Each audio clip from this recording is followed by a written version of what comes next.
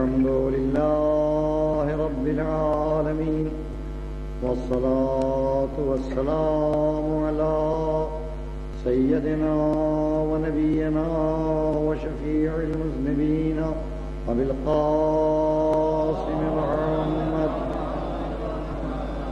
وأهل بيته الطيبين الطاهرين المعصومين المظلومين. أما بعد فقال الله سبحانه وتعالى وهو أصدق القائلين: لقد كرمنا بني آدم وحملناهم في البر والبحر ورزقناهم من الطيبات وفضلناهم على كثير ممن خلقنا تفضيلا. صلوات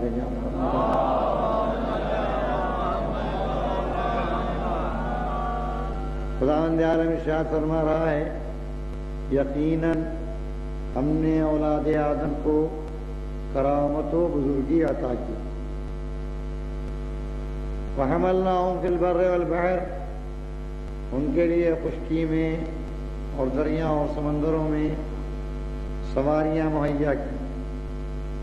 ورزقناہم من الطیبات، ان کو پاک و پاکیزہ رزق عطا کیا. وفضلناہم علی کثیر ممن خلقنا تفضیلا، اور اپنی کثیر مخلوقات پر ہم نے اولاد آدم کو کھلی ہوئی فضیلت عطا کی. خداوند عالم نے قرآن مجید میں مختلف مواقع کے اوپر انسان کی مدح و ثنا کی ہے اور خود انسان کو اس کا مرتبہ پہچنوایا ہے. اس آیہ کریمہ میں دو لفظیں استعمال ہوئی ہیں: کرمنا، ہم نے کرامت دی، وفضلناہم، اور ہم نے ان کو فضیلت دی. دوسرے مواقع کے اوپر بھی مدح و ثنا ہے. کہیں ارشاد ہے کہ لقد خلقنا الانسان فی احسن تقویم، ہم نے انسان کو بہترین قوام و اعتدال پر پیدا کیا. کہیں انسانی تخلیق کا تذکرہ کرتے ہوئے جب اس کی تخلیق کیوں کر ہوئی اور کس طرح ہوئی، اور آخر میں جب ذکر ہوا کہ ثم انشأناہ خلقا آخر، ہم نے روح ڈال کر اس کو ایک نئی چیز بنایا، تو ارشاد ہوتا ہے فتبارک اللہ احسن الخالقین. کیا کہنا اس اللہ کا جو اتنا بہتر خالق ہے کہ مٹی کو انسان بنا دیا. مختلف مواقع کے اوپر یہ انسان کی مدح و ثنا اور تعریف کیوں؟ حقیقت یہ ہے کہ جب تک کوئی شے پہچانی نہیں جاتی اس کی منزلت معین نہیں ہوتی. کوئی صاحب آ گئے آپ کے یہاں، پہچانتے ہی نہیں، بیٹھ گئے وہ جا کے کونے کے اوپر، توجہ نہ کی. مگر آپ سے کسی نے بتایا کہ صاحب آپ نہیں جانتے ہیں ان کو، ان کی شخصیت تو بہت عظیم ہے، یہ فلاں مسجد کے پیش نماز ہیں. اب جب آپ نے پہچانا تو اٹھ کھڑے ہوئے، وہاں کہاں بیٹھے ہیں، یہاں تشریف لائیے، ادھر صدر میں بیٹھیے. اس کے بعد معلوم ہوا کہ جی یہ پیش نمازی نہیں، یہ بہت بڑے عالم ہیں. اب جب عالم معلوم ہوا تو اور عزت افزائی کی. آپ نے کہا عالم ہی نہیں جناب، ان کا تو کوئی جواب ہی نہیں کراچی میں علم کا. تو جتنی معرفت ہوتی جاتی ہے اتنی ہی منزلت معین ہوتی جاتی ہے. انسان اگر اپنے کو نہ پہچانتا کہ تیری کیا حیثیت ہے، تیری کیا اہمیت ہے، تو وہ اپنے نفس کو گرا دیتا، ذلیل کر دیتا، رسوا کر دیتا. اس کو پہچنوایا گیا کہ تو کائنات کا فخر ہے، تو وہ ہے کہ جس کو میں نے کرامت و بزرگی و عظمت دی ہے. اپنے کو پہچان، اپنے مرتبے کو پہچان، اپنی منزل کو پہچان، تاکہ تو پستیوں میں نہ گرے، تاکہ تو اپنے نفس کو پست نہ کرے. تو اس لیے نہیں بنایا گیا ہے کہ تو ہر ایک کے سامنے سر جھکا دے. تو اس لیے نہیں بنایا گیا ہے کہ تو زمین میں ہر جو بلند چیز نظر آئے، پہاڑ، اس کے سامنے سر جھکا دے. چمکتا ہوا چاند نظر آئے اس کو معبود بنا لے، سورج نظر آئے اس کو معبود بنا لے، درختوں کے بلند چوٹیاں درختوں کی بلندیاں نظر آئیں ان کے سامنے سر جھکا دے. نہیں، میں نے یہ سب چیزیں خلق لکم ما فی الارض جمیعا، یہ سب چیزیں تو تیرے لیے بنائی گئی ہیں، یہ سب چیزیں تو تیرے لیے پیدا کی گئی ہیں. صرف یہی نہیں، سخر لکم الشمس والقمر دائبین وسخر لکم اللیل والنہار. سن لو، یہ آفتاب و یہ ماہتاب، یہ دن اور رات کی گردشیں، یہ سب تمہارے لیے قائم کی گئی ہیں. تو معلوم ہوا کہ جب انسان اپنی عظمت پہچانے گا تو یہ جانے گا کہ اس کو دنیا کے سامنے سر نہیں جھکانا چاہیے، دنیا اس کے سامنے جھکنے کے لیے بنائی گئی ہے اور یہ اپنے خالق کے سامنے سر جھکانے کے لیے. صلوات دیجیے آپ. پہچنوایا گیا کہ تجھے کتنی کرامت دی ہے، تجھے کتنی بلندی دی ہے، تجھے کتنی بزرگی دی ہے. کرمنا بنی آدم، میں نے اولاد آدم کو کرامت دی. یہاں پر ایک شبہ پیدا ہوتا ہے جو میں عرض کر دوں. یہ نہیں ارشاد ہوا ہے کہ میں نے مومن کو کرامت دی ہے، یہ نہیں ارشاد ہوا ہے کہ میں نے متقی کو فضیلت دی ہے، یہ نہیں ارشاد ہوا ہے کہ میں نے عالم کو فضیلت دی ہے. صاحب تقوی، صاحب کردار، صاحب اخلاق جو میری عبادتیں کرنے والے ہیں، کوئی تخصیص نہیں ہے. ارشاد ہوتا ہے کرمنا بنی آدم، میں نے اولاد آدم کو کرامت دی ہے. اولاد آدم میں فاسق بھی داخل ہے، مومن بھی. اولاد آدم میں کافر بھی داخل ہے، مسلم بھی. اولاد آدم میں مومن بھی داخل ہے، منافق بھی. اولاد آدم میں عبادت گزار بھی داخل ہیں اور نافرمان بھی. مالک سمجھ میں نہیں آیا، ایک جگہ ارشاد کر رہا ہے تو کہ اولاد آدم کو میں نے کرامت و بزرگی دی، ان کو فضیلتیں دی. دوسری جگہ اسی انسان کے لیے تو کہہ رہا ہے کانہم خشب مسندہ، یہ تو سوکھی لکڑیاں ہیں جو دیوار سے لگا کے رکھ دی گئی ہیں. اسی کے لیے ارشاد کر رہا ہے ہم کالانعام بل ہم اضل سبیلا، یہ تو چوپائے ہیں بلکہ چوپائے سے بھی بدتر. انہی کے لیے ارشاد کر رہا ہے من شر وسواس الخناس الذی یوسوس فی صدور الناس من الجنۃ والناس. پالنے والے بچا لے مجھے شر سے، وسوسوں کے، ان بدترین شیطانوں کے جو لوگوں کے دلوں میں وسوسے پیدا کرتے ہیں. یہ شیطان کون ہے؟ جناتوں میں سے بھی ہیں، انسانوں میں سے بھی ہیں. تو ایک طرف اولاد آدم کی مدح و ثنا، یہ سب بھی تو اولاد آدم ہیں جن کے لیے تو یہ مذمت کر رہا ہے. فرعون کون تھا؟ کیا آدم کی اولاد نہ تھا؟ نمرود کون تھا؟ کیا آدم کی اولاد نہ تھا؟ ابو جہل و ابو لہب کون؟ کیا آدم کی اولاد نہیں؟ سبھی آدم کی اولاد ہیں. تو کیا سب کو کرامت؟ تو کیا سب کو فضیلت؟ کرمنا بنی آدم، کرمنا المومنین ہوتا، کرمنا المسلمین ہوتا، کرمنا المتقین ہوتا. مگر نہیں، ارشاد ہوگا کہ صلاحیتوں کے اعتبار سے میں نے سب کو اس قابل بنایا ہے کہ وہ کرامت و بلندی و بزرگی حاصل کریں. اور یہ مد و ثنا انہی صلاحیتوں کی ہے جو میرے عطیہ ہے، جو میں نے دے دیا ہے. ایک ذہین، ایک ہوشمند، ایک سمجھدار لڑکا آپ کسی استاد کے پاس لے گئے، اس نے چند سوال کیے، بہترین جواب دیے، خوش ہو گیا وہ. اس نے کہا صاحب آپ کا لڑکا تو بڑا ذہین ہے، بڑا سمجھدار ہے، انشاءاللہ یہ خاندان کا نام روشن کرے گا، انشاءاللہ اس کے ذریعے سے تو آپ کا نام قائم رہے گا، اور یہ تو ایسا ہے اور ویسا ہے. سب تعریفیں کی. مگر اس لڑکے نے پڑھنا لکھنا چھوڑ دیا اور بری صحبتوں میں پڑ گیا، غلط راہوں پر پڑ گیا، غلط راستے پر نکل گیا. بدنامی ہونے لگی آپ کی، اور آپ استاد پاس پہنچے، کوئی صاحب اور کہا صاحب یہ آپ نے تو یہ کہا تھا اور یہ کہا تھا، تو ایسا نکلا. تو کیا ہوا؟ اگر صلاحیتوں کو صحیح صرف کرتا تو وہ بلند ہو سکتا تھا. غلط صرف کیا، پست ہو گیا. اور ذرا توجہ فرمائیں گے، یہ صلاحیتیں ہی ہیں کہ انسان بلند ہوتا ہے تو بلندی کی حد نہیں، اور پست ہوتا ہے تو پستی کی بھی حد نہیں. معمولی بچہ چور بن جائے تو معمولی چور ہو، اور کوئی ذہین اور سمجھدار بری راہ پر لگ جائے تو پھر وہ مشہور ڈاکو بن جائے گا. پھر اس سے لوگ تھرتھرائیں گے. صلاحیت جتنی زیادہ ہوگی غلط راہ پر پڑنے سے اتنے ہی اس سے نقصانات پہنچ سکتے ہیں. کند چھری ہے، آپ نے چاہا کہ اس سے کوئی چیز کاٹی، اتفاق سے ہاتھ پر پڑ گئی، ذرا سی چوٹ لگ گئی، لیکن جتنا تیز ہوگی اگر اس سے صحیح کام لیں گے اتنا ہی اچھا کام دے گی، اور اگر ہاتھ پر پڑ گئی تو اتنا ہی گہرا زخم لگائے گی. کیونکہ صلاحیت جتنی زیادہ ہے غلط استعمال سے اتنا ہی نقصان پہنچتا ہے. میں تو اکثر سفر میں جایا کرتا ہوں، اور لکھنؤ ہندوستان میں تو ابھی بہت سے دیہات وغیرہ ہیں.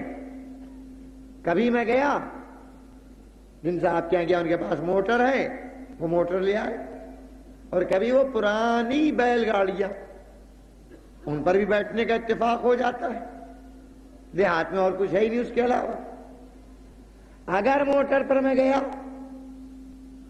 اور وہ ڈرائیور صاحب نئے تھے اور بجائے دہنے راستے دہنی طرف کے بائیں طرف مڑ گئے، اور آدھ گھنٹے پون گھنٹے کے بعد ان کو احساس ہوا اور انہوں نے پوچھا تو لوگوں نے بتایا کہ صاحب آپ تو منزل سے 40-50 میل دور نکل آئے ہیں. اور اگر وہ بیل گاڑی والا راستہ بھولا اور وہ غلط راہ پر لے گیا، آدھے گھنٹے پون گھنٹے کے بعد اس کو توجہ ہوئی، اس نے پوچھا تو کہا میل 1.5 میل نکل آئے. وقت اتنا ہی صرف ہوا، لیکن ایک مرتبہ میل 1.5 میل گیا اور دوسری مرتبہ 40-50 میل منزل سے دور ہو گیا. یہ کیوں؟ اس لیے کہ جتنی صلاحیت زیادہ ہوتی ہے غلط راہ پر چلتا ہے اتنا ہی وہ تیز جاتا ہے، اور اگر منزل کی طرف چلتا ہے تو اتنا ہی جلدی پہنچتا ہے. بس یہی انسان ہے کہ اگر صلاحیتوں کو صحیح استعمال کرتا ہے تو اتنا بلند ہو جاتا ہے کہ ملک بھی جھک جاتا ہے، اور اگر غلط استعمال کرتا ہے تو شیطان بھی پیچھے رہ جاتا ہے. اور یہ شیطان سے سلام دیجیے آپ.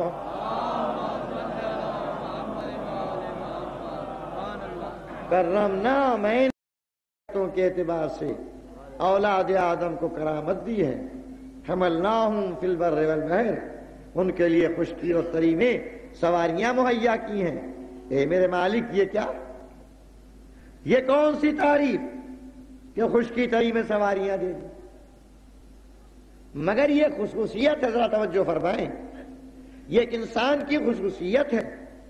انسان کے علاوہ دوسرے جتنے جاندار ہیں ممکن ہے وہ اس سے زیادہ تیز رفتار ہو. ہرن کی طرح انسان چوکڑیاں نہیں بھر سکتا، گھوڑے کی طرح انسان تیز رو نہیں ہے، لیکن ہر جانور چاہے وہ زمین پر چلنے والا ہو، چاہے وہ ہوا میں اڑنے والا ہو، اور چاہے وہ دریا میں تیرنے والا ہو، بس وہیں تک جاتا ہے جہاں تک اس کی طاقت ہے. یہاں تک کہ ملک، میں جانتا ہوں چشم زدن میں آسمان سے زمین پہ آ جاتا ہے، مگر اپنے پروں کے سہارے پر آتا ہے. یہ انسان ہے جو سواریوں کے ذریعے راستہ طے کرتا ہے. جہاں پیدل نہیں جا سکتا وہاں یہ سواریاں پہنچاتی ہیں. اور میں صاحبان فہم کے لیے ایک بات عرض کر رہا ہوں، ذرا توجہ فرمائیں. اگر صرف کہا جاتا کہ میں نے خشکی اور زمین پر سواریاں مہیا کی ہیں تو میں سمجھتا اس سے مراد وہ سواریاں ہیں جو بنی بنائی مل جاتی ہیں، گھوڑا ہے، اونٹ ہے، اس طرح کی سواریاں. مگر جب ارشاد ہوا فی البر والبحر، خشکی میں بھی اور دریاؤں میں بھی، تو دریا میں بنی بنائی سواری کوئی اللہ کی طرف سے نہیں اتری. میں نے کشتیاں بنائی، میں نے جہاز بنائے میں نے. اللہ نے کہا میں نے سواریاں مہیا کی. کیوں؟ اس لیے کہ وہ لکڑی کے تختے کہاں سے لایا جس سے کشتی بنائی، وہ لوہا کہاں سے لایا جس سے کشتی بنائی، اور سب کچھ لایا تو وہ انگلیاں کہاں سے لایا جس سے بنائی، اور وہ عقل کہاں سے لایا جس سے بنائی؟ بنائی تو نے، قرآن نے کہا میں نے بنائی۔ تو جب میری بنائی ہوئی کشتیوں کو اس نے کہا کہ میں نے سواریاں بنائی، کیونکہ وہ چیزیں جس سے بنائی ہیں وہ اللہ کی پیدا کی ہوئی تھیں، تو تم موٹر بنا لو، تم ہوائی جہاز بنا لو، تم راکٹ بنا لو، مگر جب تک اللہ کی خلق کی ہوئی چیزوں کو استعمال کرو گے، وہ ارشاد کرے گا یہ سواریاں بھی میں نے مہیا۔ اور اب آپ سوچیں کہ جہاں میں قدموں سے نہیں جا سکتا تھا وہاں آپ کہاں پہنچ جاتا ہوں۔ حج کرنے 100 برس پہلے جو بزرگوار گئے تھے پہنچے ہوں گے 6 مہینے اور اب 6 گھنٹے بھی نہیں لگتے۔ اور ایک بات عرض کرنا چاہتا ہوں، ذرا توجہ فرمائیں گے آپ، اگر اتفاق سے 100 برس پہلے کا آدمی، انسان تو ترقی کر ہی رہا ہے، اتنی ترقی کر لی کہ جو 100 برس پہلے تشریف لے گئے تھے کسی طرح ان کو دنیا میں واپس لے آیا گیا، اور اب آپ ان سے کہیں کہ جناب آپ تو حج کرنے کے لیے 6 مہینے میں گئے تھے اور ہم تو اب 6 گھنٹے میں چلے جاتے ہیں، یقین کریں گے؟ وہ قسمیں کھائیے، وہ کہیں ناممکن ہے، محال ہے۔ ارے صاحب جہاں ہم 6 مہینے میں پہنچے کوئی 6 گھنٹے میں بھی پہنچ سکتا ہے۔ لا قسمیں کھائیے جب تک ہوائی جہاز پر بٹھا نہ دیجیے اور ان کو دکھا نہ دیجیے، ان کو یقین آ ہی نہیں سکتا۔ اب ذرا انصاف والے غور کریں کہ 100 برس میں انسان اتنی ترقی کر سکتا ہے کہ ایسی تیز رو سواری بنا لے کہ 100 برس پہلے والا قسموں کے بعد بھی یقین نہ کرے۔ آج ہم نے اتنی تیز رو سواریاں بنا لی کہ چاند پر پہنچ رہے ہیں، مریخ تک پیغام پہنچا رہے ہیں، کیا کوئی پہلے والا یقین کر سکتا ہے؟ اب تم کو یقین نہیں آتا، تمہاری بنائی ہوئی سواریاں ایسی ہیں کہ تمہارے ہی ایسے انسان کو اس کی تیز رفتاری پر یقین نہیں آتا۔ تو ذرا انصاف کرو کہ تم اتنی سواریاں، اور اگر کوئی اللہ کسی کے لیے خود سواری بنا کر بھیج دے تو تم کہے ہمیں یقین نہیں آتا کہ کیسے چشمے زدن میں فلک پر پہنچ گئے۔ ارے پہلے 100 برس پہلے والے کو یقین دلاؤ کہ وہ کیسے یقین کر لے کہ تم 6 گھنٹے میں سینکڑوں میل پہنچ جاتے ہو، تب مجھ سے پوچھنا کہ کیوں کر یقین کروں کہ رسول معراج پر کیسے چلے۔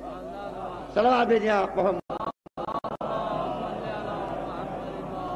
اور حضور غور کرنے کی بات کہ معراج کس کی؟ معراج اللہ کی، معاذ اللہ نہیں، معراج ہے رسول کی۔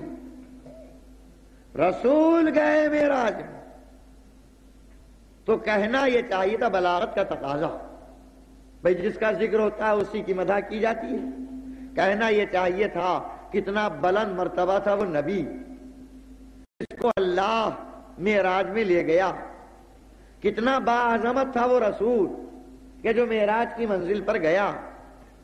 رسول کی مدح کرنا چاہیے تھی، مگر قرآن کا عجیب انداز یہ نہیں کہتا کہ رسول اتنا بلند جو معراج میں گیا، کہتا ہے سبحان الذی اسری بعبدہ، کتنا پاک تھا وہ اللہ جو اپنے بندے کو معراج میں لے گیا۔ بجائے رسول کی مدح کے اپنا تذکرہ۔ میری سمجھ میں نہیں آیا کہ یہ انداز کیوں بدلا گیا، لیکن شاید یہ مشکوک ذہن کو متوجہ کرنا تھا۔ بعد والے کہتے کہ انسان میں اتنا دم کہاں کہ اتنی بلندیوں تک پہنچ جائے، تو قدرت یہ نہیں کہتی نبی گیا، قدرت کہتی ہے میں لے گیا۔ اب یہ نہ کہنا کہ انسان کی طاقت اتنی نہیں، یہ دیکھو کہ میری قدرت اتنی ہے کہ لے جا سکوں یا نہیں۔ صلوات بھیجیں آپ اور بآواز بلند صلوات بھیجیں آپ۔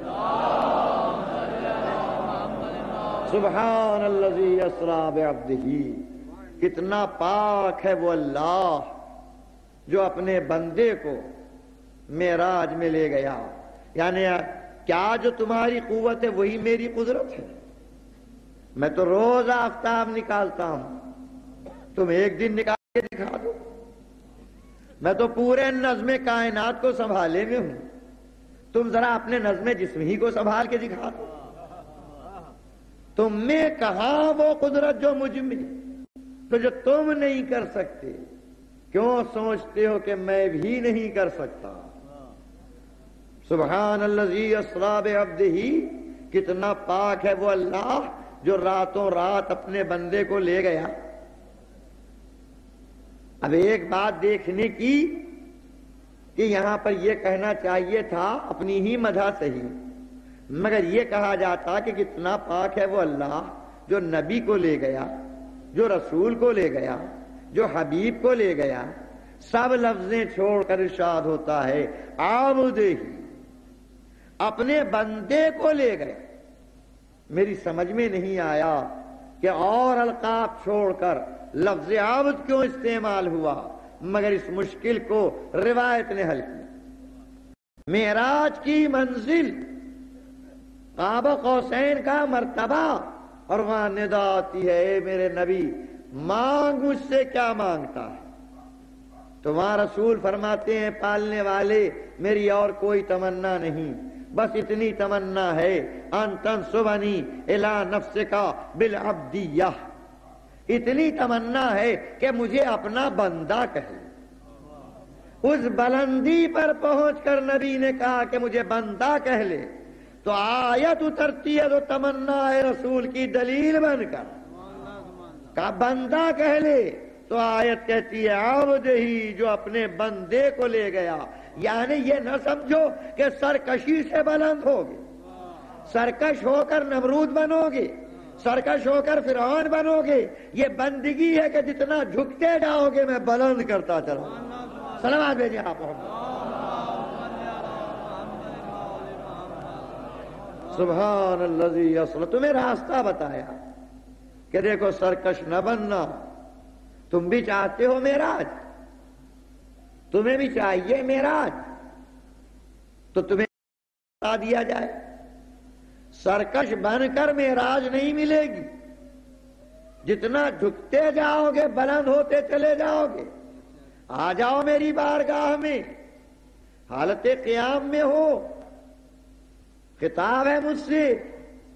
ایک منزل وہ آئی کہ اتنا اونچے ہو گئے کہ پہلے کہہ رہے تھے اس اللہ کی تعریف، اس اللہ کی ہم، اور اب اتنا قرب ہو گیا کہ تم کہنے لگے ایاک نعبد و ایاک نستعین، میں تیری عبادت کر رہا ہوں، میں تجھ سے مدد طلب کر رہا ہوں، ہدایت فرما دے صراط مستقیم کی. قرب کی منزل آئی اور آگے بڑھے، جھک کے رکے اور قریب ہوئے. سر تم نے سجدے میں رکھے، ادھر تم نے سر سجدے میں رکھے، ادھر ندا آئی کہ الصلاۃ معراج المومن. تم اتنے جھکے کہ سر خاک پر رکھ دیا، میں نے اتنا بلند کیا کہ معراج کی منزل دے دی. سلامات بھیجیں آپ محمد. ہمیں قدر نہیں کہ یہ نماز کتنی بلند ہے، ہمیں قدر نہیں کہ یہ 2 رکعت نماز پڑھ کر کتنی عظمت، کتنی بلندیاں مل جاتی ہیں. وقت آتا ہے اور چلا جاتا ہے، مؤذن چیخا کرتا ہے اور ہم کروٹیں بھی نہیں بدلتے. یہ معراج، یہ نماز کیا ہے؟ امیر المومنین نہج البلاغہ میں ملائکہ کی عبادتوں کی تصویر کشی کر فرما رہے ہیں کہ یہ آسمان کی بلندیاں، اس میں قدم رکھنے کی جگہ نہیں جہاں کوئی ملک نہ ہو. اور ملائکہ کیوں کر ہیں؟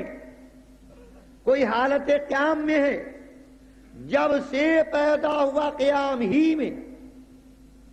کوئی حالت رکوع میں ہے، جب سے پیدا ہوا رکوع ہی میں. کوئی تشہد کی حالت میں ہے، جب سے پیدا ہوا اسی طرح. اور کوئی سجدے میں ہے تو سجدے ہی میں ہے. گویا مطلب یہ کہ ایک ایک جز میں نماز کی اتنا لطف ملا کہ دوسری طرف توجہ ہی نہیں. جس حالت میں ہے اس حالت میں علی نے تقسیم کی ہے.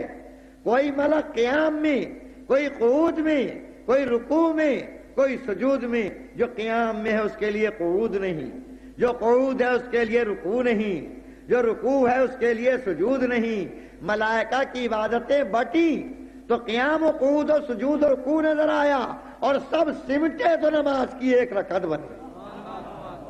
یہ ایک رکعت نماز نہیں، ملائکہ کی عبادتوں کی روح سمیٹ کر تمہیں نماز کو عطا کر دیا. سلامات بھیجیے آپ.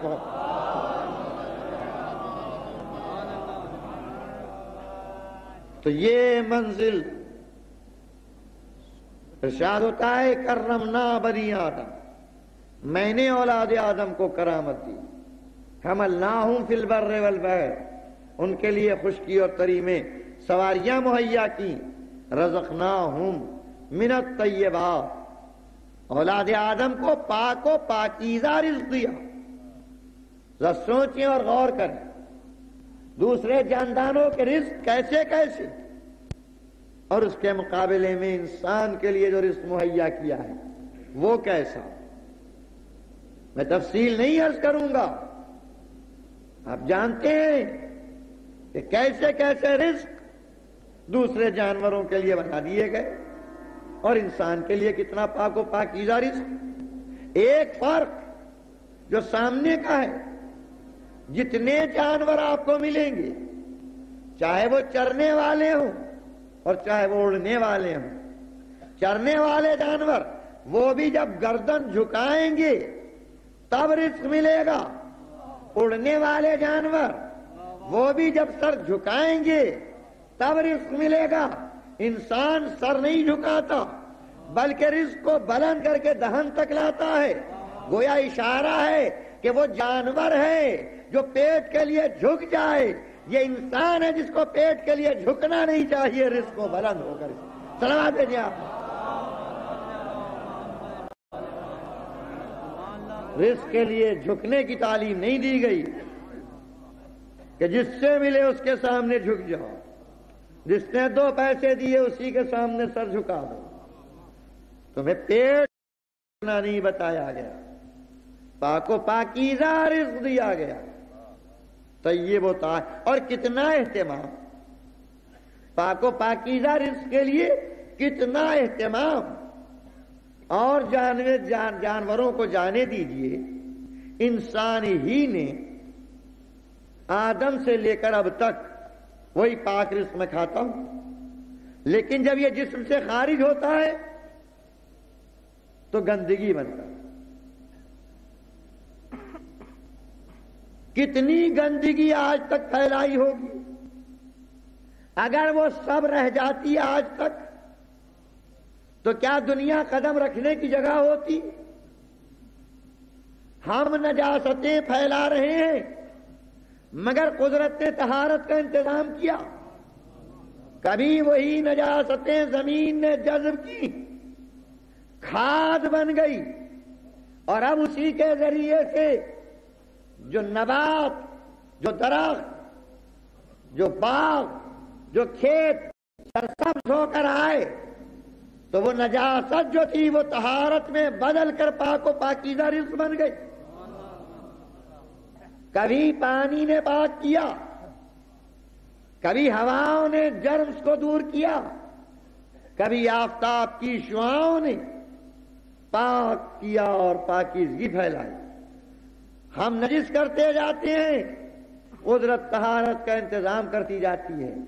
وہی سانس جو ہوا بڑی صاف تھی، جب ہم نے سانس لے لی تو اس میں سمیت آئی اور قدرت نے پاکیزگی کا انتظام کیا کہ درختوں نے اسی ہوا کو جذب کیا اور اب جذب کر کے جب نکالا تو پھر پاک و صاف ہو کر نکالا.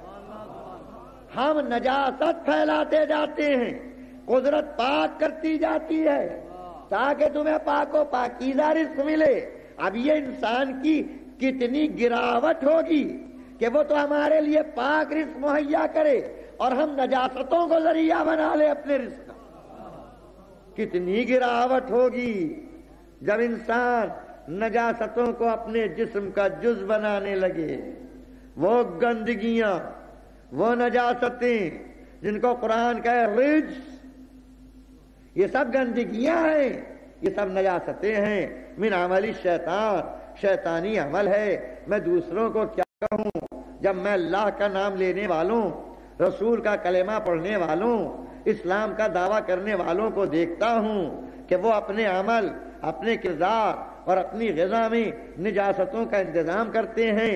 ہاں بس اتنا عرض کرنا چاہتا ہوں دوستوں، ذرا غور کرو کہ اس نے ہماری مادی غذا کے لیے کتنی طہارت کا انتظام کیا. پانی پاک کرنے کے لیے بنایا، آفتاب کی شعاعیں نجاستیں دور کرنے کے لیے بنائی، ہواؤں کے تھپیڑے بنائے کہ نجاست دور ہو جائے. زمین جذب کرتی ہے اور نجاست کو طہارت سے بدل دیتی ہے. ذرا سوچو کہ جب مادی غذا کے لیے اس نے طہارت کا انتظام کیا ہے تو کیا روحانی غذاؤں کی طہارت کا انتظام نہ کیا جائے گا؟ کیا روح کے لیے طاہر غذا مہیا نہ کی جائے گی؟ کیا ضرورت نہ تھی کہ غذائے روح کے لیے کچھ طاہر ذاتیں ہو جو ہمیں غذائے روح مہیا کر رہی ہیں؟ سلامات بھیجیں آپ کو. اگر مادی طہارت کے لیے آفتاب ہوگا تو روحانی طہارت کے لیے آفتاب رسالت ہوگا. اگر مادی طہارت کے لیے خاک ہوگی تو روحانی طہارت کے لیے ابو تراب ہوگا. اگر مادی طہارت کے لیے ہوائیں ہوں گی تو روحانی طہارت کے لیے پر جبریل کی ہوا ہوگی. اگر مادی طہارت کے لیے بہتا ہوا پانی ہوگا جس کے لیے ارشاد ہوا کہ انزلنا من السماء ماء طہورا، میں نے آسمان سے طہور پانی نازل کیا ہے تو روحانی طہارت کے لیے بھی کچھ ایسے ہوں گے جن کے لیے قرآن کہہ رہا ہوگا یطہرہم تطہیرا، وہ چاہتا ہے تمہیں پاک و پاکیزہ کرا دے. سلامات بھیجیں.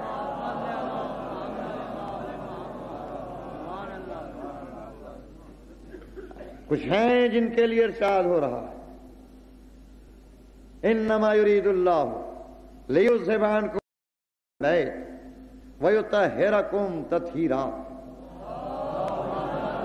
اے اہل بیت، اے اہل بیت، اللہ کا بس ارادہ یہ ہے لیذھب عنکم الرجس، کہ تم سے ہر گندگی کو دور کر دیں، ویطہرکم تطہیرا، اور تم کو یوں پاک و پاکیزہ رکھے جو پاک و پاکیزہ رکھنے کا حق ہے. لفظ اہل بیت آئی مگر عمل رسول نے مسلمانوں میں عام روایات کی بنا پر پہلے عمل رسول نے تعیین کر دی. آیت اترنے سے پہلے بلا لیا کبھی حسن کو، کبھی حسین کو، کبھی علی کو، کبھی فاطمہ کو، اور جب سب آ گئے اور چادر کے اندر لے لیا تو اب کہتی ہیں اللہم ہؤلاء اہل بیت، پالنے والے یہ ہیں میرے اہل بیت. پالنے والے ان سے ہر رجس کو، ہر عیب کو، ہر برائی کو دور رکھ. اور ادھر جبریل آ کر آئے تطہیر کا تحفہ پیش کرتے ہیں. میری سمجھ میں نہیں آیا کہ ام سلمہ کہتی ہیں اجازت ہے کہ میں بھی آ جاؤں چادر میں؟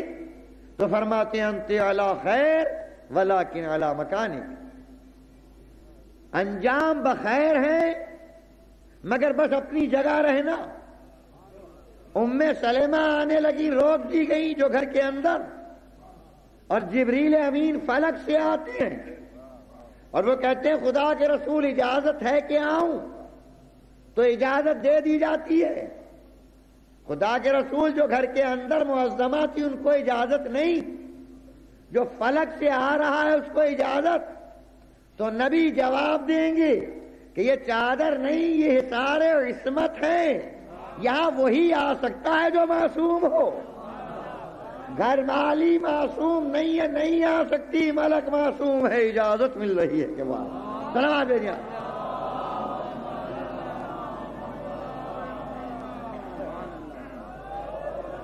تو روایات نے وہ روایات جو سب مسلم ہیں، جس کو مانا ہے تمام فرقوں نے، انہوں نے معین کر دیا کہ کون وہ اہل بیت ہیں جن کے لیے طہارت کا اعلان ہو رہا ہے۔ اور یہی نہیں، میں کہتا ہوں اگر روایات سے آپ ہٹ کے اور شان نزول سے ہٹ کے دیکھنا چاہیں، ایک بات عرض کروں گا، توجہ فرمائیں، یا تو ضرورت ہے کہ آپ رسول سے پوچھیں اور شان نزول دیکھیں، یا کہیں بھئی قرآن کافی ہے، ہم شان نزول وغیرہ کیا جانے، ہم تو قرآن کو دیکھتے ہیں۔ تو میں کہتا ہوں چلیے اسی پر فیصلہ، آئیے میں قرآن سے پوچھتا ہوں کہ بتا دے کہ کون اہل بیت ہے۔ تو قرآن کیا کہہ رہا ہے؟ انما یرید اللہ، اللہ کا بس ارادہ یہ ہے، لیذھب عنکم الرجس اہل البیت، کہ اہل بیت تمہیں سے گندگی کو دور کرے، ویطہرکم تطہیرا، اور تم کو اس طرح پاک کرے جو پاک کرنے کا حق ہے۔ کس کے اہل بیت؟ قرآن نے بتایا، یہ نہیں بتایا کہ کس کے اہل بیت۔ لیذھب عنکم الرجس اہل البیت، اے گھر والوں۔ اچھا جب کہا گھر والوں اور یہ نہیں بتایا کس کے گھر والے، تو عام قاعدہ کیا ہے؟ آپ نے پوچھا کہاں سے آ رہے ہو، میں نے کہا جی گھر سے آ رہا ہوں۔ کیا سمجھے آپ؟ کس کے گھر سے؟ دوست کے گھر سے، بھائی کے گھر سے، عزیز کے گھر سے۔ جب میں نے کہا گھر سے آ رہا ہوں، مطلب ہوگا اپنے گھر سے۔ کہاں جا رہے ہو؟ گھر جاؤں گا۔ کس کے گھر؟ اور کہ نہیں اپنے۔ تو اگر تم نے قرآن سے پوچھا تو قرآن نے معین نہیں کیا کس کے گھر والے، کہا اہل البیت، گھر والوں۔ اور اب مسلمانوں بتاؤ قرآن کس کا کلام ہے؟ رسول کا کلام ہے یا اللہ کا؟ تو جس کا کلام ہے اسی کے گھر والے مراد ہوں گے۔ اب دیکھ لو کہ اللہ کے گھر والے کون ہیں اور اللہ کے گھر کے بعد صلوات دیں آپ۔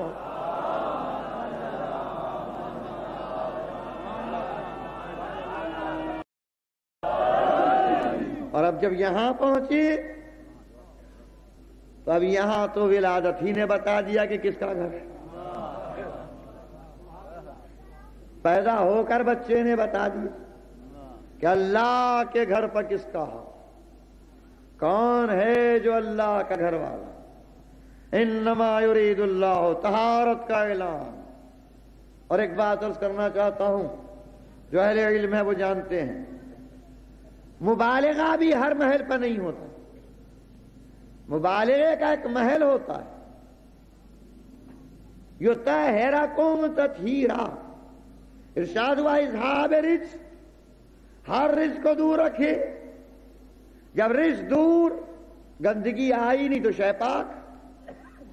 نجس تو اسی وقت آئے گی جب گندگی آئے تو نجاست ہو، جب آئی ہی نہیں گندگی تو نجاست کا کیا سمجھ۔ مگر اسی پہ اکتفا نہیں ہوتا، حیرکم، اسی پر اکتفا نہیں، تطہیرا، پاک کروں اور اس طرح پاک کروں جو پاک کرنے کا حق۔ طہارت میں مبالغے پر مبالغہ۔ امام ابو حنیفہ اور امام شافعی دو بلند مرتبہ بزرگ، اور ان میں اس بات پر بحث کہ قرآن نے پانی کے لیے لفظ طہور استعمال کیا ہے، ذرا توجہ فرمائیں گے۔ طہور کے کیا معنی؟ بہت زیادہ پاک۔ ایک ہے طاہر، طاہر معنی پاک، ایک ہے طہور، طہور کے معنی بہت زیادہ پاک۔ تو اب سوال یہ پیدا ہوا کہ چیز جب پاک ہے تو بالکل پاک، اور اگر نجس ہے ذرا سی بھی تو بالکل نجس۔ یہ بہت زیادہ پاک کا مطلب. تو اس کا جواب یہ دیا، توجہ فرمائیں، اس کا جواب یہ دیا گیا کہ مبالغہ جب طہور میں کیا گیا تو اس کے معنی خالی بہت پاک نہیں، اس کا مطلب ہے طاہر فی نفسہ المطہر لغیرہ. مبالغہ جب ہوا تو اس کا مطلب یہ ہے کہ خود پاک اور دوسروں کو پاک کرنے والا. تو سمجھے آپ، طہارت میں جب مبالغہ ہوتا ہے تو مطلب کیا ہوتا ہے کہ جو خود بھی پاک ہو اور جو دوسروں کو بھی پاک بنا دے. تو اب سمجھ لو کہ اہل بیت کی طہارت کا کیا مطلب ہوا کہ یہ بھی پاک ہے اور جس کے دل میں محبت آ جائے وہ بھی پاک ہو جائے. سلام بھیجیں آپ ہم.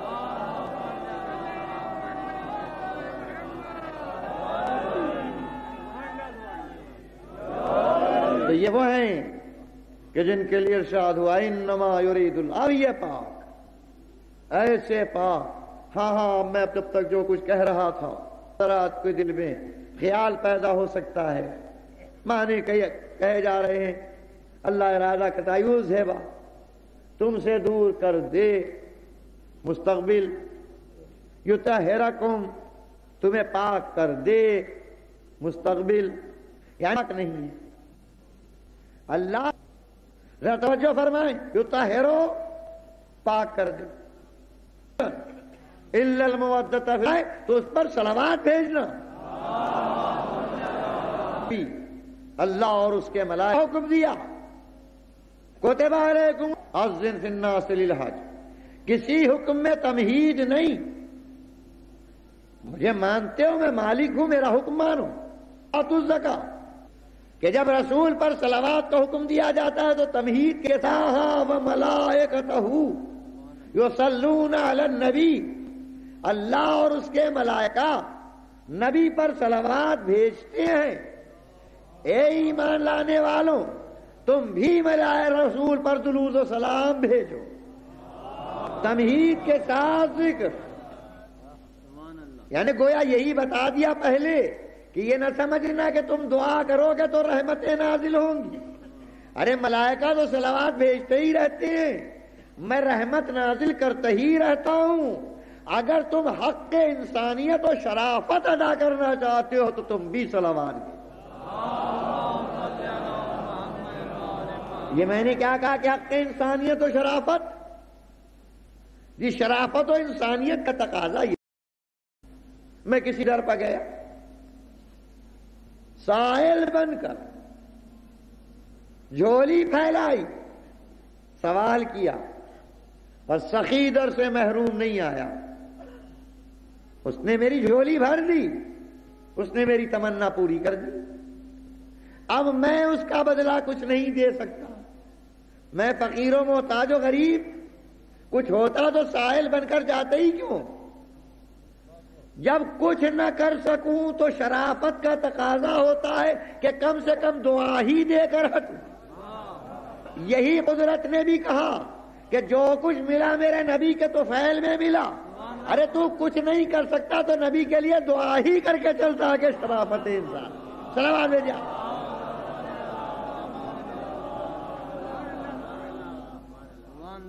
اور دیکھ تو نبی کے لیے جب صلوات بھیجے کہا تو ان پر تو رحمتیں نازل ہوتی ہی رہتی ہیں، اس کا فائدہ بھی تجھی کو ہوگا. روایات نے بتایا کہ کوئی میرے نبی پر صلوات بھیجتا ہے تو میں اس کے اوپر 70 مرتبہ رحمتیں نازل کرتا ہوں. اچھا ہے بھی یہی، ہے بھی یہی. ایک جام، ایک کٹورا، ایک برتن چھلک رہا ہے لبالب، چھلک رہا ہے اور آپ نے اب بھی پانی ڈالنا شروع کیا. تو اب جب ڈالیں گے تو کیا ہوگا؟ وہ چھلک رہا ہے تو اب جو آئے گا تو پہلو ہی میں پھیلے گا. یہ تو نبی رحمت ہے، جو مجسم رحمت، اس کے لیے جو رحمت للعالمین ہو. اب جب رحمت اور نازل ہوگی تو پھیل کر ان تک پہنچے گی جو اب تم ہی مستحق رحمت بن جاؤ گے. نزول رحمت میں ان پر کروں گا اور تم حقدار رحمت بن جاؤ. سلام علیکم.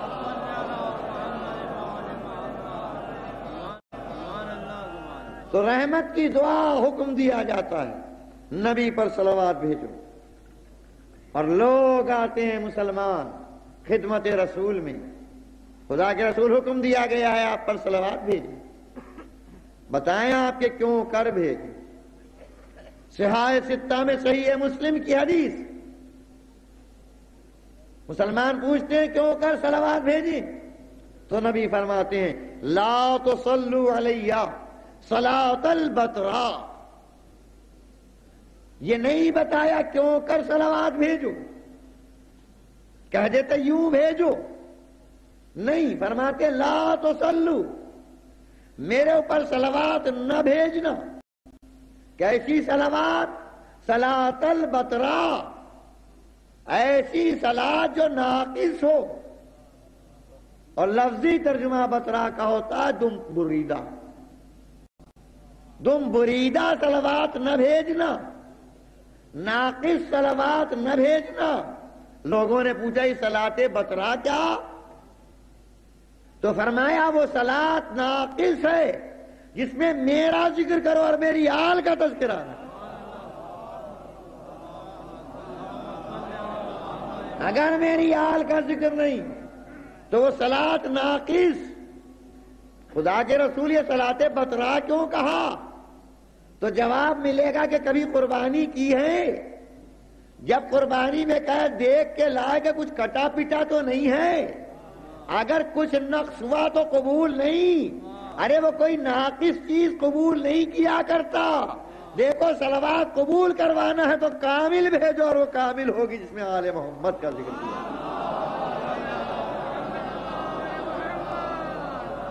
وہ صلوات کامل ہوگی جس میں تذکرہ آل کیا جائے۔ اور ایک بات میں صاحبان علم کے لیے کہہ رہا ہوں، لفظ بترا کیوں منتخب کی؟ بہت سی لفظیں تھیں جن سے ناقص ہونے، نامکمل ہونے کا پتہ چل سکتا ہے، لیکن یہ نبی کی گہری نظر عصمت تھی کہ تمام الفاظ چھوڑ کر لفظ بترا استعمال کیا۔ صلاۃ لفظ مؤنث ہے، اس کی مناسبت سے چونکہ جیسی لفظ ہو ویسی صفت آنا چاہیے، اس کی مناسبت سے بترا مؤنث آئی، اسی سے ہے ابتر۔ یہ بترا مؤنث صفت کی بنا پر چونکہ صلاۃ کا ہے، اسی سے ہے ابتر۔ ابتر کا لفظ آیا تھا کب؟ جب رسول کی آل کا تذکرہ ہوا، ارشاد ہوا انا اعطیناک الکوثر، اے نبی میں نے آپ کو کثرت نسل دی ہے، فصلی لربک وانحر، یہ ایسی نعمت ہے کہ میرا شکریہ ادا کیجئے، نمازیں پڑھیے، قربانیاں دیجئے۔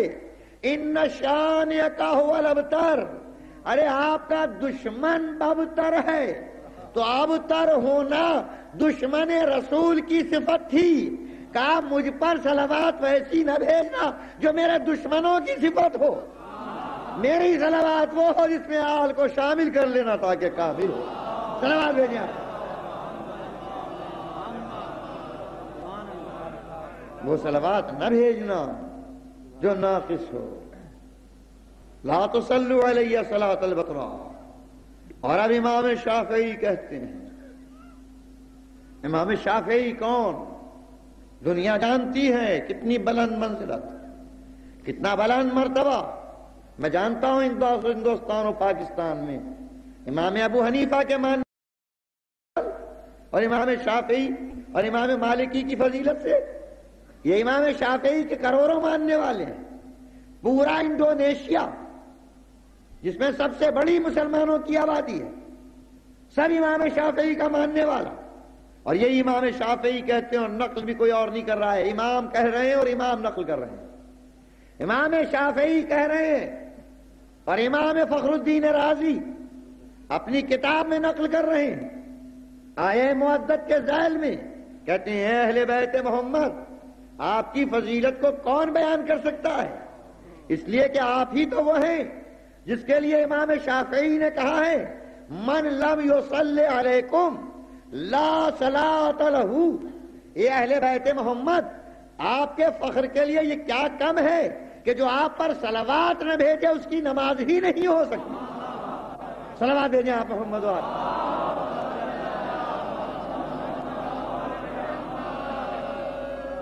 من لم یصل، جو بھی آپ پر صلوات نہ بھیجے. دیکھ لیجئے یہاں کراچی میں کمی نہیں، تفسیر کبیر موجود ہوگی.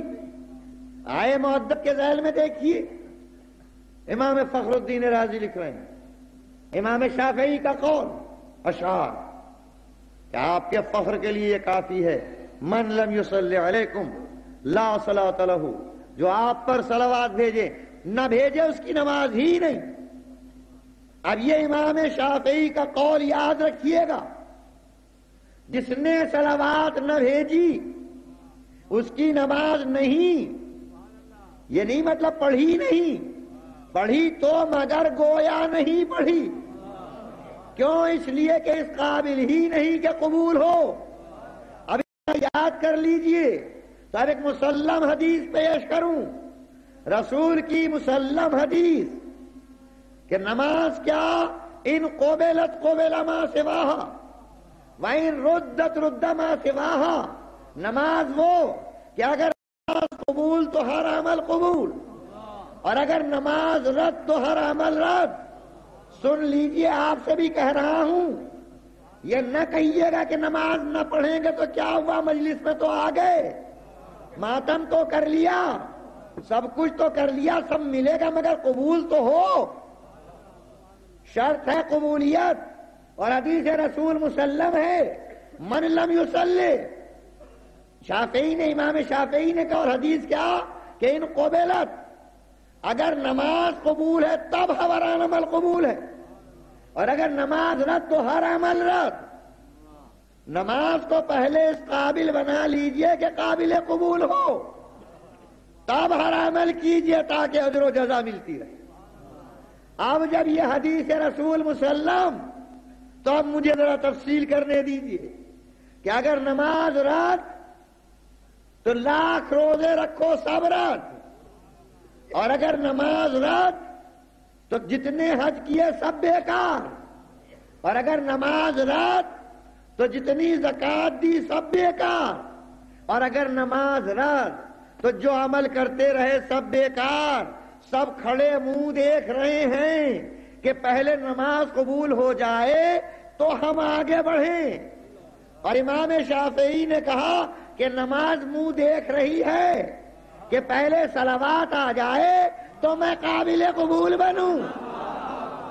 کیا اس کا مطلب یہ نہیں جب دونوں لوگ ملا دیں آپ، امام شافعی کے قول اور حدیث رسول کو ملا دیں، تو کیا یہ مطلب نہیں ہوگا کہ اگر نبی اہل بیت پر صلوات رہی تو روزہ بیکار، حج بیکار، زکوٰۃ بیکار، خمس بیکار، ہر عمل بیکار؟ جب تک آل محمد پر صلوات نہ بھیج لو تو صلوات دوست بھیجتے ہیں کہ دشمن؟ ارے صلوات وہی تو بھیجیں گے جن کے دل میں محبت ہو. تو اگر کہہ دیا جائے کہ محبت اہل بیت کے بغیر ہر عمل بیکار ہے تو کیوں تعجب کیجئے؟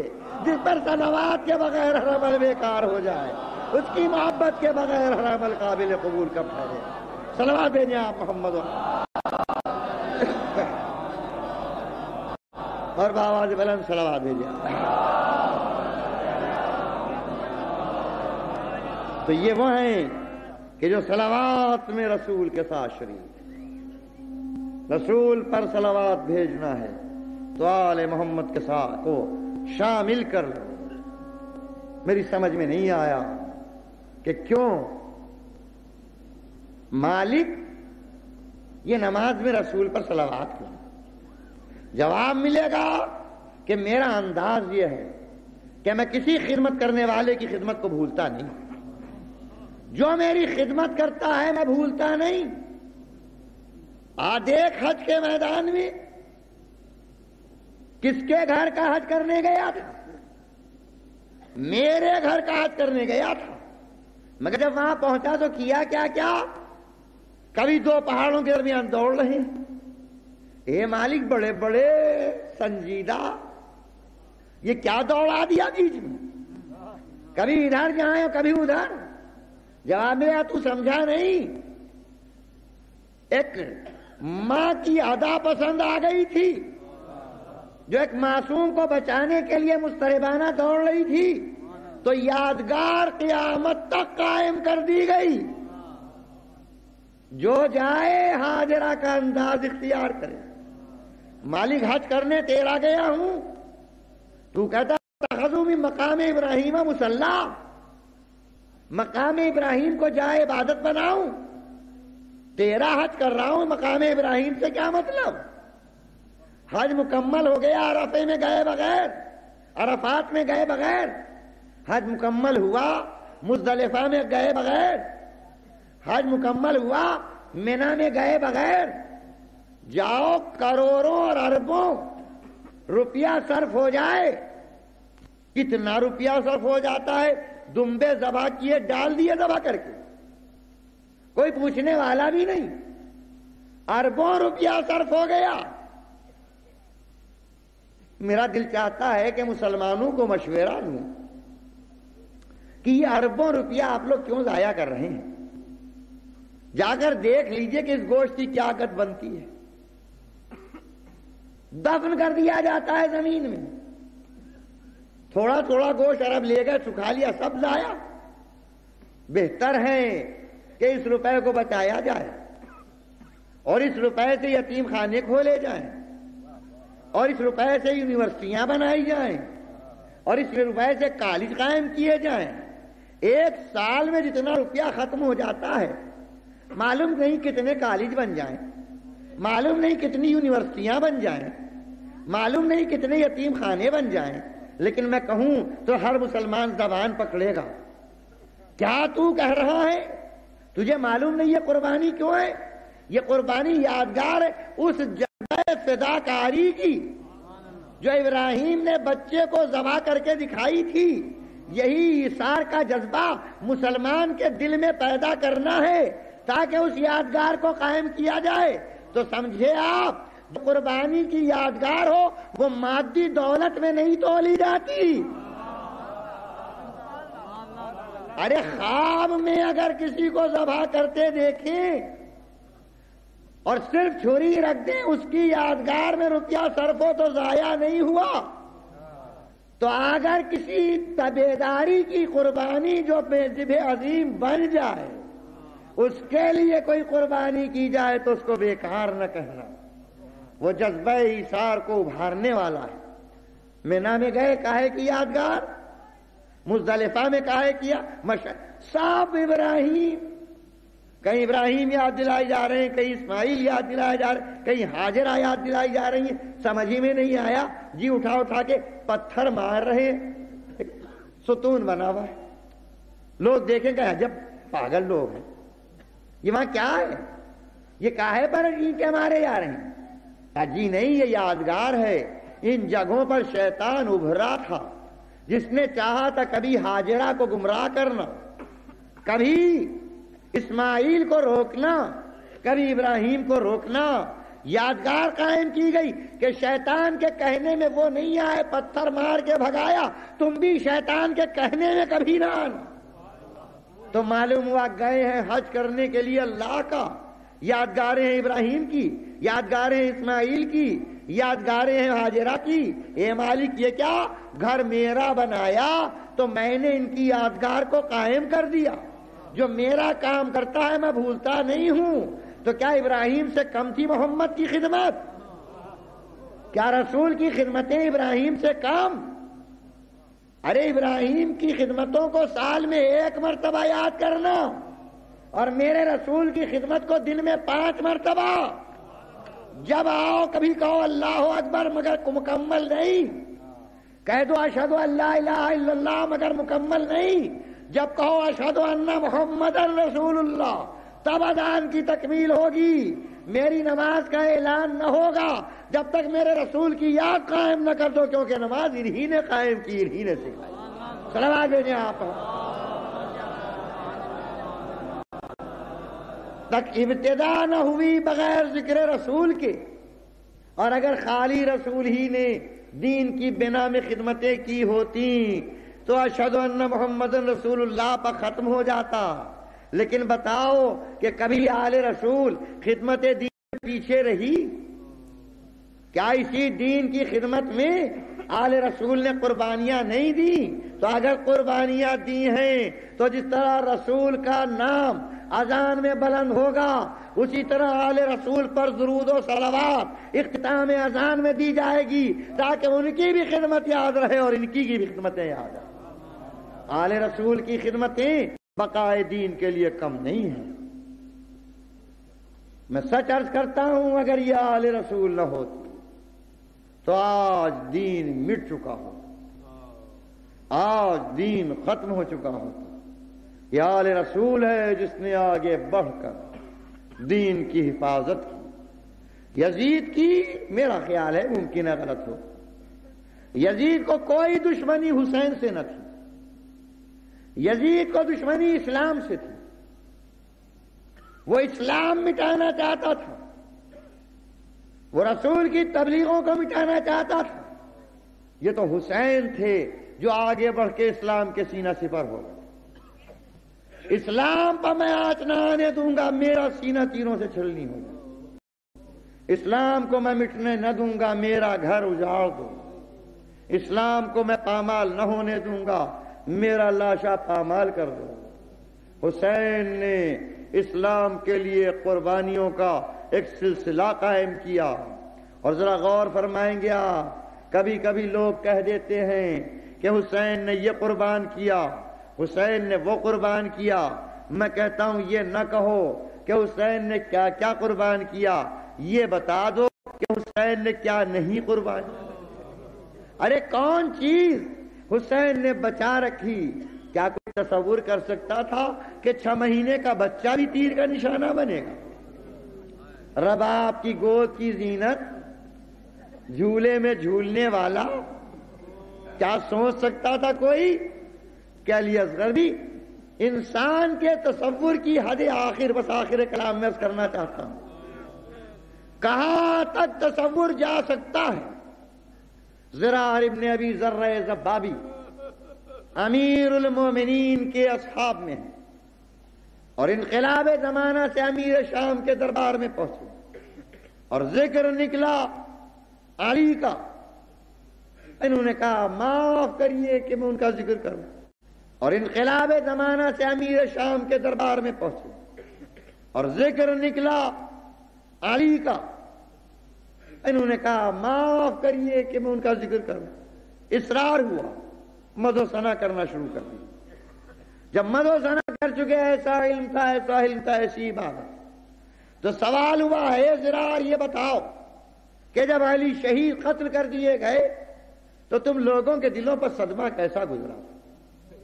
علی کے چاہنے والے اور دوست سے، ایسا دوست جس نے قاتل کے ہاتھ میں تلوار دیکھی، جس سے خون علی ٹپکتا دیکھا، جس نے مسلح پر علی کو کروٹیں بدلتے دیکھا، اس سے پوچھا جا رہا ہے بتاؤ علی کی شہادت کا صدمہ کیسا گزرا تھا؟ کیا لفظوں میں ہے گنجائش کہ اس تاثر کو بیان کیا جا سکے؟ اب زرار تشبیہ دیتے ہیں، کہتے ہیں کیا بتائیں شہادت علی کا صدمہ کیا گزرا، بس یہ سمجھ لے کما ذبح واحدھا فی ہجرہ، بس یہ سمجھ لے جیسے کسی کا بچہ اس کی گود میں ذبح کر دیا گیا۔ یعنی انسانی تصور کی حد یہ تھی کہ اس سے بڑھ کے نہیں ہو سکتا کہ کسی کا بچہ ذبح کر دیا جائے۔ اے زرار، جو تم نے مثال میں پیش کیا تھا، واقعے میں دیکھنا ہے تو کربلا میں دیکھو، جہاں ایک باپ کے ہاتھوں پر اس کا بچہ تیر کا نشانہ بن رہا ہے، اور جہاں ایک ماں ایک بچے کو گود میں لے کر کہہ رہی ہے امثلو کا ینہر، اے میرے سن کے بے میرے بچے، کیا تیرے سن کے بچے بھی نہر کیے جاتے ہیں؟ اجرکم اللہ، جزاکم اللہ خیر الجزا۔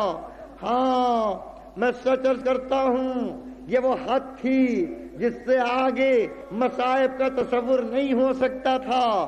مگر میں آپ سے پوچھتا ہوں کہ اس مصیبت کا سب سے زیادہ اثر کون لے گا؟ کیا وہ ماں نہ لے گی جس کی گود میں یہ بچہ دیکھا، کہ جس کے گلے میں تیر پیوست، جو بڑے ناز سے پال رہی تھی، جس نے اس لیے دیا تھا کہ بچہ پانی پی آئے گا، اور اب جو دیکھا تو گلے میں تیر ہے، کرتا خون سے رنگین ہے۔ کیا رباب کے دل پر صدمہ بڑھ کر اس سے بڑھ کر کچھ ہو سکتا ہے؟ مگر کیا کہوں، کربلا کی مصیبتوں میں ترتیب نہیں قائم کی جا سکتی۔ میں رباب سے سوال کرتا ہوں، بی بی بتائیے کہ کیا شہادت علی اصغر آپ کی نظر میں سب سے زیادہ تھی؟ تو رباب کے لیے روایتیں بتاتی ہیں کہ حسین کے بعد 1 سال زندہ رہی، مگر عالم یہ تھا کہ دن ہے تو واہ حسین، رات ہے تو واہ حسین۔ ماتم میں زندگی بسر کی، کہاں؟ صحن خانہ میں۔ اگر دن کی دھوپ ہے تو صحن میں، اگر رات کی اوس ہے تو صحن میں۔ کوئی کہتا تھا بی بی روئیے مگر سائے میں تو چلی جائیے، کہتی تھی کیسے سائے میں جاؤں؟ ارے میری آنکھوں نے میرے وارث کے لاشے کو دھوپ میں جلتا دیکھا۔ یعنی رباب کی نظر میں علی اصغر سے زیادہ حسین کی لاش کا دفن نہ ہونا تھا۔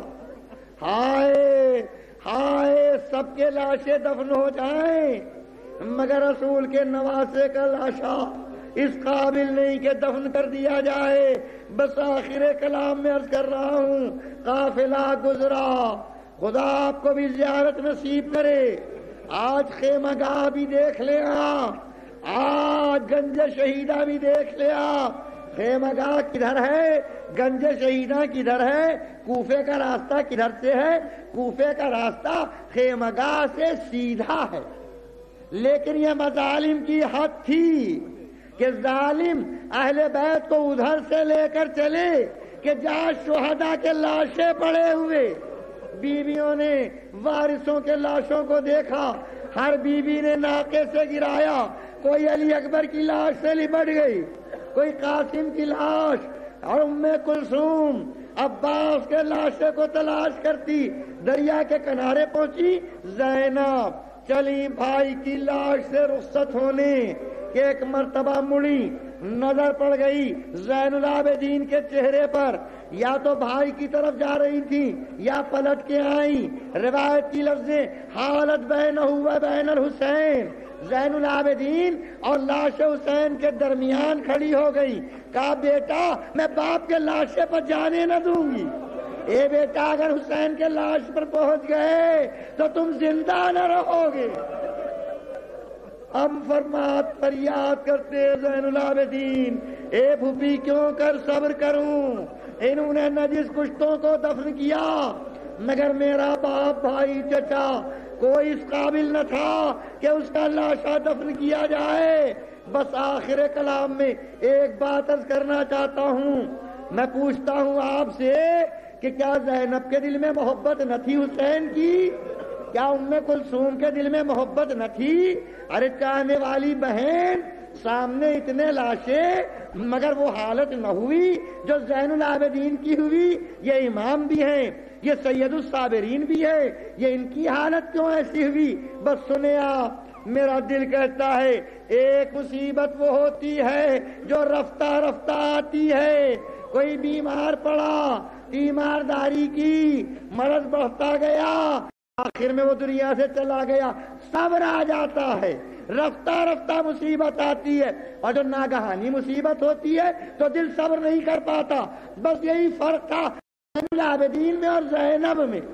ارے زینب صبح سے دیکھ رہی تھی کہ حبیب گئے، زہیر گئے، دیکھ رہی تھی کبھی قاسم کا لاشا آیا، کبھی علی اکبر کا لاشا آیا، اور زین العابدین نے 11 تاریخ ناقے کی بلندی سے اب جو نظر ڈالی تو ایک نظر میں یہ علی اکبر کا لاشا، ارے وہ قاسم کا لاشا، وہ عباس، یہ اونو محمد، ارے وہ میرے بابا کا لاشا نشیب میں پامال پڑا ہے۔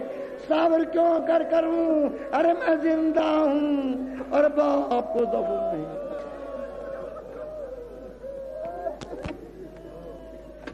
اللهم لا اللهم اني اسالك بحق محمد وانت المعين وبحق علي وانت الاعلى وبحق فاطمه وانت فاطر السماوات والارض وبحق الحسن وانت المحسن وبحق الحسين وانت قديم الاحسان وبحق الائمه التسع المعصومين من ذريه الحسين وبحق المستشهدين مع الحسين يوم الطف وعلنا على بحق محمد وآل محمد ہمارے گناہوں کو فرما، ہمارے اعمال کو قبول فرما۔ پالنے والے اقبل من الیسیر واعف عن الکثیر انک انت الغفور الرحیم۔ پالنے والے ہمارے تھوڑے سے عمل کو قبول فرما۔ پالنے والے ہم نے جو تیرے بہت زیادہ گناہ و معصیتیں کی ہیں اور جو تیرے حقوق ادا نہیں کیے ہیں، مالک ان سے درگزر فرما، کیونکہ تو بڑا رحم کرنے والا اور بڑا کرم کرنے والا ہے۔ اے میرے مالک، تجھے واسطہ اہل بیت اطہار کا دیتے ہیں کہ ہمیں توفیقات اعمال خیر عنایت فرما۔ پالنے والے مسلمانوں پر جہاں جہاں بھی جس خطے میں بھی ظلم ہو رہے ہیں، پالنے والے ان کو کفار و مشرکین اور دشمنان اسلام کے مظالم سے محفوظ و معصوم رکھ۔ پالنے والے اسلام کے نام کو بلند فرما۔ پالنے والے مسلمانوں کو ہمیشہ ہر جگہ عزت و بلندی و بزرگی عطا فرما۔ اے میرے مالک، آپس میں جو تفرقے ہیں ان کو دور فرما کے آپس میں تمام مسلمانوں کو متفق الکلمہ کر دے۔ پالنے والے تجھ کو واسطہ محمد و آل محمد کا، ہمارے جو بیمار ہیں ان کی بیماریوں کو دور فرما دے، جو مقروض ہیں ان کے قرضوں کو ادا فرما دے۔ اے میرے مالک معبود، تجھ کو واسطہ محمد و آل محمد کا، ہم میں جو دنیا سے گزر گئے ہیں ان کی اپنی رحمت اور مغفرت اور کرم کا مستحق فرما۔ ربنا اغفر لنا ولوالدیننا واغفر ذنوبنا وتب علینا انک انت التواب الرحیم۔